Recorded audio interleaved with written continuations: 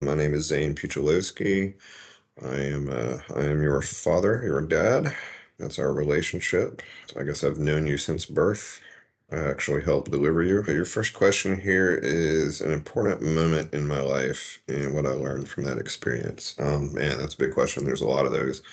I guess the most important was I saw my dad who worked a big corporate job, and he came home one day. We had a lot of money. We were doing really well. We went to the country club. We had a fancy house. I wore $100 pants to kindergarten. We were doing really well.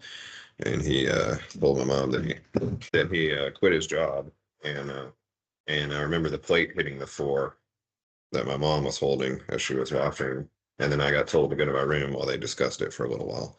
So full because he didn't enjoy going to work. He didn't like it. He made a lot of money, but it wasn't worth it to him. So he found something else to do. And I've taken that into everything that I've ever done. Um, Money's not everything. Your life and what you do with it is what's important. So it made a huge impact on me and what I did in the future. And you've seen it. A lot of the things that I do are for impact, not for money. Your next question is give some advice to the rest of the world, relate some important lesson that you've learned. I mean, let's just go with that.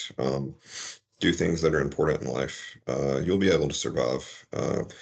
Most kids, especially at your school, can get good grades and get educations and get pretty good jobs and have enough to survive. So you don't have to worry about that. You're not in a country somewhere where you have to worry about your survivability and whether you can eat each day. So once that's out of the way, now you can begin to thrive. So instead of once survival is handled, now we can work on thriving.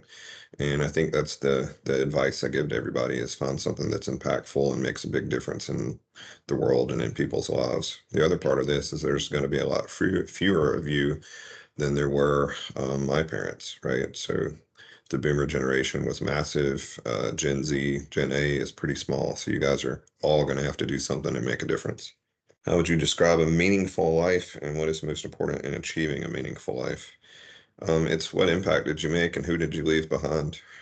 Did you do something that mattered and did you help create future leaders like yourself? So once you've made it, and let's say Zane is the most, the best person in the world, how do I create more Zanes? In your case, once Walker has achieved all he's ever want to achieve, how does he find and create and help foster more Walkers in the world? So I think that's a meaningful life that you actually had an impact and did something that mattered and caused a ripple in the waters of life.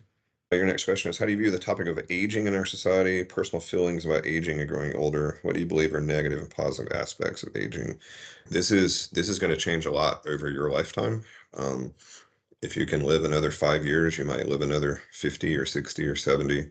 We're expanding and extending the lifespan of people. So aging is now going to become people in their 50s and 60s are going to be middle age pretty soon. We're going to be able to live to 120, 130. It's going to be pretty cool. The other part of that is we're going to be able to live a healthy life instead of just live. So right now, medicine helps people live longer, but not live a good life longer. And I think you've seen a lot of the things I do with sleep and health hacking and biohacking and all that stuff. It's to extend the quality of a healthy life. So my feelings about it, hey, it's coming. We're going to grow older, so we might as well enjoy it. Some of the negatives are if you don't take care of yourself and some of those early decisions you made that maybe you got hurt or twisted an ankle or didn't brush your teeth or didn't take care of your body, those are going to have impact because you're going to live longer and longer and longer. Positive aspects are once you realize that you're going to be around for a long time, then sometimes you'll get to work and do something impactful and meaningful. Life doesn't end at 50 or 60 anymore like my parents did. Now you've got another 40 or 50 years potentially to live. So you gotta prepare for that better. You've got to make earlier, better financial decisions so that you can do cooler stuff in life. What are your beliefs about death, the afterlife? Do you fear death? Why or why not? If you were to die soon, would you feel satisfied with how you've lived your life? What would you do differently, if anything? Um, Question comes up a lot, right? What are some things you might change about your life or what you did? The thing is, if you change something, then you wouldn't be who you are. So to me, my beliefs about death and the afterlife, I mean, I believe there's something afterwards that the good Lord's out there taking care of us, and maybe we all get to go to heaven and hell and those kind of things, or some version of it. It's out there, I think. So I think that's pretty cool. Do I fear death? No, absolutely not. I do in situations like when I'm in a dangerous spot or maybe on an airplane or something. I told the Lord, hey, I don't think I'm ready to go right now because I feel like I have more things that I need to do and more impact to make. And if you give me a little more time, I'll make that impact. So, I'm in no hurry to die anytime soon. If I did die, I think I've left a pretty good legacy. You guys are going to do amazing things, and there's a lot of people that I've helped and made an impact on. So I think that's going to be pretty cool. Would I do anything differently? Probably not. I might go back and tell myself to do things a little sooner and a little faster. But I'm passing that along to you guys so you guys can learn from my experience. It's like final question here. Society bombards us with what we should buy, how we should live, and what we should look like, and how we should think. What advice would you give to anyone struggling with society's expectations? As can't drink a glass of water without getting 6 likes and approval from all your friends on social media. I hope you guys can break that chain at some point. I hope you guys can use that in a positive manner to push each other to do more cool stuff. Yeah, we have a society, especially in the US, that's built around profit and the dollar and getting you to buy shit and buy stuff, and that needs to change. And you guys have the opportunity to change it. You guys can make the life and the world more meaningful, and I think that's a really cool opportunity for you guys.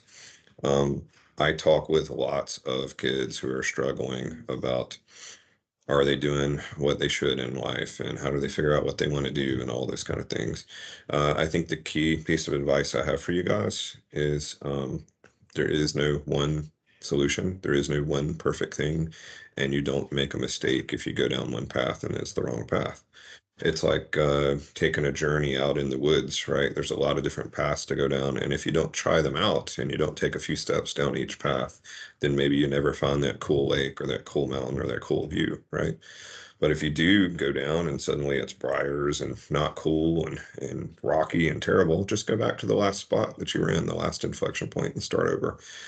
Those are experiences, not failures. I think you hear that from me a lot. I need you guys to go fail miserably a lot so that you get lots of experience and learn what you don't want to do. I think the final piece of advice there is if you're thinking about doing something, go try it. Find somebody that's already done it and go do it with them. Don't be scared because that's a great experience, and any failure and any experience is a great teacher for what you want to do later in life. All right, hopefully that recorded. Hopefully that helps. Love you, dude. Bye.